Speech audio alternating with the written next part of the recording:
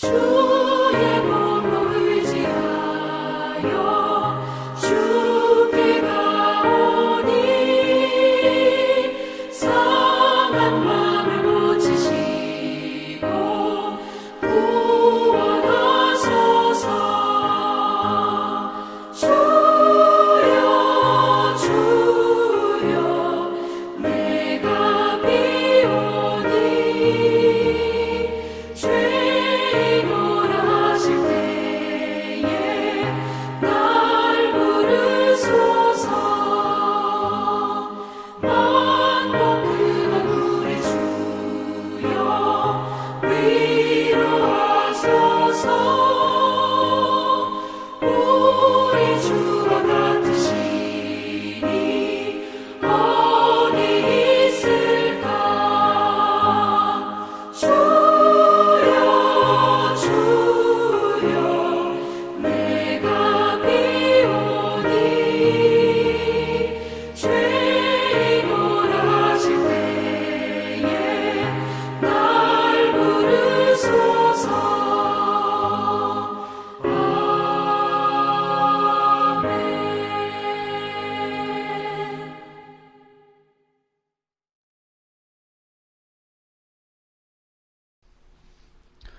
화요일 새벽기도 나오신 성도님들을 예수님 환영하고 축복합니다. 오늘 하나님 말씀은 주의 말씀을 들을지어다 라는 제목으로 열왕기하 6장 24절로부터 7장 2절 말씀을 전하도록 하겠습니다. 이후에 아람 왕 벤하닷이 그의 온 군대를 모아 올라와서 사마리아를 에워싸니 아람 사람이 사마리아를 에워싸므로 성중이 크게 줄여서 나귀 머리 하나에 은 80세겔이요 비둘기똥 4분의 1값에 은 5세겔이라 하니 이스라엘 왕이 성 위로 지나갈 때 한 여인이 외쳐 이르되 나의 주 왕이여 도우소서. 왕이 이르되 여호와께서 너를 돕지 아니하시면 내가 무엇으로 너를 도우랴. 타작 마당으로 말미암아 하겠느냐 포도주 틀로 말미암아 하겠느냐 하니라. 또 이르되 무슨 일이냐 하니 여인이 대답하되 이 여인이 내가 이르기를 내 아들을 내놓아라. 우리가 오늘 먹고 내일은 내 아들을 먹자 하매 우리가 드디어 내 아들을 삶아 먹었더니 이틀날에 내가 그 여인에게 이르되 내 아들을 내놓아라. 우리가 먹으리라 하나 그가 그의 아들을 숨겼나이다 하는지라. 왕이 그 여인의 말을 듣고 자기 옷을 찢으니라. 그가 성 위로 지나갈 때 백성이 본즉 그의 속살에 굵은 배를 입었더라. 왕이 이르되 사밧의 아들 엘리사의 머리가 오늘 그 몸에 붙어 있으면 하나님이 내게 벌 위에 벌을 내리실지로다 하니라. 그때 엘리사가 그의 집에 앉아 있고 장로들이 그와 함께 앉아 있는데 왕이 자기 처소에서 사람을 보냈더니 그 사자가 이르기 전에 엘리사가 장로들에게 이르되 너희는 이 살인한 자의 아들이 내 머리를 베려고 사람을 보내는 것을 보느냐. 너희는 보다가 사자가 오거든 문을 닫고 문 안에 들이지 말라. 그의 주인의 발소리가 그의 뒤에서 나지 아니하느냐 하고 무리와 말을 할 때 그 사자가 그에게 이르니라. 이르되 이 재앙이 여호와께로부터 나왔으니 어찌 더 여호와를 기다리리요. 엘리사가 이르되 여호와의 말씀을 들을지어다. 여호와께서 이르시되 내일 이맘때에 사마리아 성문에서 고운 밀가루 한 스아를 한 세겔로 매매하고 보리 2스아를 한 세겔로 매매하리라 하셨느니라. 그때 왕이 손에 의지하는 자 곧 한 장관이 하나님의 사람에게 대답하여 이르되 여호와께서 하늘에 창을 내신들 어찌 이런 일이 있으리요 하더라. 엘리사가 이르되 내가 내 눈으로 보리라. 그러나 그것을 먹지는 못하리라 하니라. 아멘. 오늘 본문의 말씀 바로 전절에 보면은 아람 왕이 기습 공격하는 게 나옵니다. 그랬을 때 엘리사가 이것을 미리 예측해서 이스라엘 왕에게 알려주죠. 그래서 아람 왕의 습격이 번번이 실패합니다. 그래서 아람 왕이 화가 나서 엘리사를 잡아 죽이려고 군사들을 보내죠. 그랬을 때 하나님께서는 불병거와 불말로써 엘리사를 보호하고 그 군대의 눈을 멀게 하셔서 엘리사가 그 군사들을 이스라엘의 수도 사마리아로 데려갑니다. 이스라엘 왕은 좋아서 어쩔 줄 모르고 죽일까 하고 묻습니다. 그랬을 때 엘리사는 이들을 오히려 잘 먹여서 돌려보내라고 하죠. 원수들에게 사랑을 베풀므로써 적어도 그 군사들만큼만은 이스라엘 공격할 때 양심상 공격하기를 꺼려하도록 만드는 것입니다.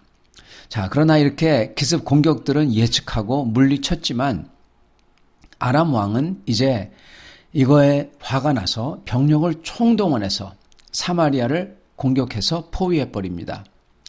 큰 대군에 포위당한 사마리아는 사람들이 이제 식량이 다 떨어져서 이제 거의 굶어 죽게 되는 모습이 나오죠. 평소에는 이 쓰레기에 버리는 나귀머리, 쓰레기인 비둘기 똥, 그런 게 금값이 되고, 그리고 북이스라엘의 왕이 직접 서로의 자식들을 잡아먹는 이 공포스러운 인륜을 어기는 끔찍한 일마저 듣게 되는 상황인 것입니다. 자, 상황이 이렇습니다. 이것을 이스라엘 왕이 들었을 때 그는 옷을 찢습니다. 그리고 모든 사람들이 뭘 보냐면은 그가 그 속에 굵은 베옷을 입은 것을 모든 사람들이 다 보게끔 그렇게 보여주면서 왕이 걸어다닙니다. 그러면서 하나님의 이름을 빌어서 엘리사를 자기가 죽이겠다. 그렇게 얘기를 합니다. 이 행동, 옷을 찢는 행동, 그리고 또한 굵은 베옷을 입는 행동, 그리고 죄를 뒤집어 쓰는 것과 함께 이것은 보통 하나님 앞에서 애통해하면서 회개하는 행동입니다. 하나님 앞에서 죄를 뉘우치고 애통해하는 종교적인 행동이죠. 근데 가장 종교적인 행동을 많은 사람들 앞에서 보여주는데, 그리고 하나님의 이름을 부르면서 엘리사를 죽이겠다고 하는데, 근데 왕이 한 이러한 옷을 찢는 행동과 이 모든 것은 뉘우침과 회개가 아니라 결국 뭐냐? 자기 자신의 분노를 누르지 못해서 한 혈기의 행동입니다. 왜냐하면 이 어리석은 왕은 이렇게 하나님께서 가져오신 이 멸망의 사건을 경험하면서도 자기는 여전히 남 탓을 하기 때문입니다. 남 탓. 여태껏 여러분 엘리사 덕분으로 아람의 습격을 막아냈잖아요. 그죠? 근데 지금 아람의 포위가 극심해지자 엘리사를 탓하며 엘리사를 잡아 죽이겠다는 맹세를 지금 하고 있어요. 모든 사람들 앞에서 하나님 이름으로. 엘리사가 이 포위 당한 것에 책임이 있다는 겁니다. 아마도 엘리사가 아람 군대를 살려보내자고 했기 때문에 그들이 다시 쳐들어왔다고 여기면서 엘리사의 책임을 묻기도 하는 것도 같고, 어쩌면 왜 엘리사가 여태까지 습격을 막아냈는데 왜 이 포위를 막아내지 않았냐, 그러는 것 같습니다. 여러분, 이거는요, 은혜를 베풀었는데 은혜를 더 많이 안 베풀었다고 분노하고 잡아 죽이겠다는 것과 똑같습니다. 여러분, 그렇기 때문에 왕이 옷을 찢은 것은 하나님 앞에서의 회심, 뉘우침, 이런 회개가 아니라 자기의 분노의 행위이고, 그리고 자기 자신을 정당화하기 위해서 사람들에게 보여주는 행위예요. 굵은 베옷을 모든 사람들 앞에서 보여주고 걸어다녀요. 가장 종교적인 행위를 하면서도 가장 하나님이 없고 하나님과 대적하는 그러한 행동을 하는 자기 자신입니다. 하나님께서 죄를 심판하기 때문에 이 재앙을 보내셨는데 그는 하나님에게 대적하여서 엘리사를 죽이겠대요. 여러분, 이 모든 게 이 자기 마음과 감정과 행동을 통해서 가장 하나님을 대적하고 있는 겁니다. 가장 종교적으로 보여주고 있지만, 여러분, 남 탓을 하는 것은요, 죄인의 특징입니다. 저희는 절대로 남 탓을 하면 안 되겠습니다.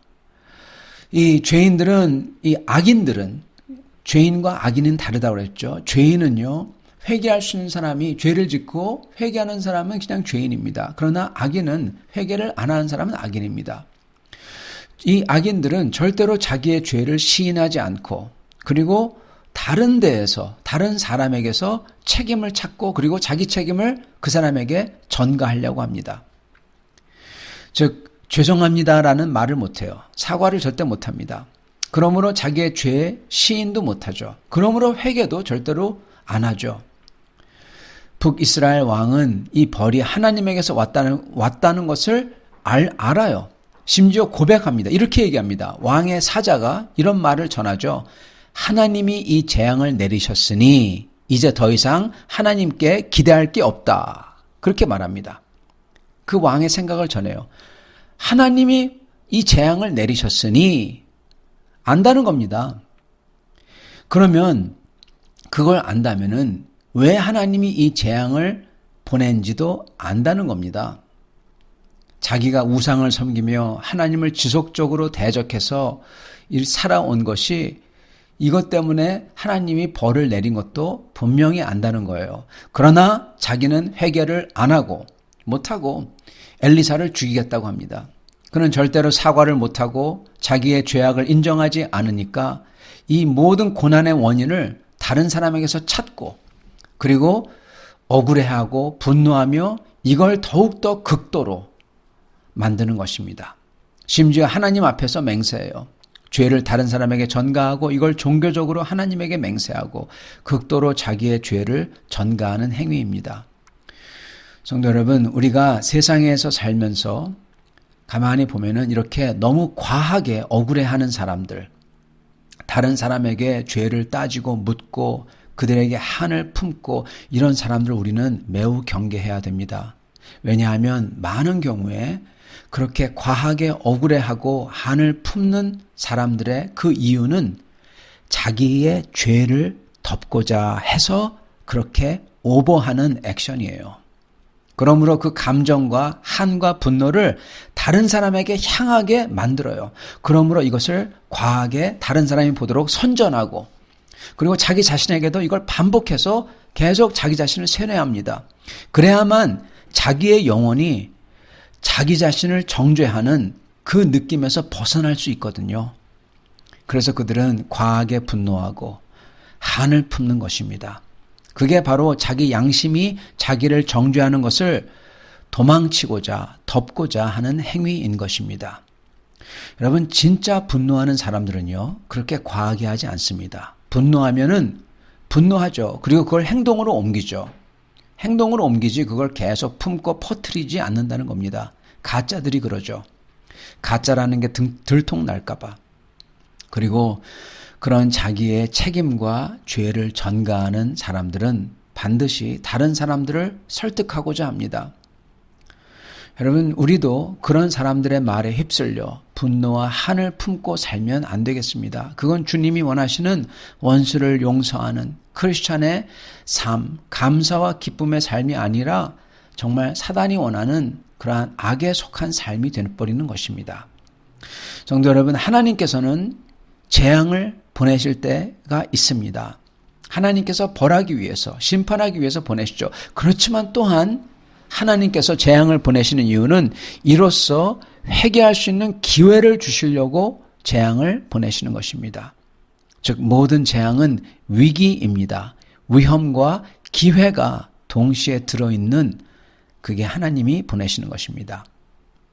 그러나 여기서 이 북이스라엘 왕처럼 자기 죄를 보지 못하면 하나님이 보내는 이 위기에서 자기의 죄를 보고 회개함으로써 자기가 바뀔 수 있는 이 기회를 못 붙잡고 오직 이 재앙을 보면서 남 탓을 해버리고 그를 죽이려 하고 하나님을 원망하고 모욕하는 이렇게 절망적인 상황으로 바뀌어버리는 것입니다. 이게 바로 회개할 줄 모르는 인생의 결론입니다. 우리는 회개하는 마음을 가지고 우리 자신과 하나님 앞에서 진실해야만 살 길이 보이는 것입니다. 재앙이 오지 않도록 기도합니다. 그러나 만약에 그게 온다면 심지어 그런 재앙 속에서도 주님이 주시는 기회를 붙들 수 있는 우리가 다 될 수 있기를 바랍니다. 그래서 이렇게 주님의 은혜를 붙들 수 있도록 항상 진실된 삶을 사시는 하나님 앞에서 부드러운 마음을 가지고 사시는 우리가 다 될 수 있기를 간절히 축원합니다. 같이 기도하겠습니다.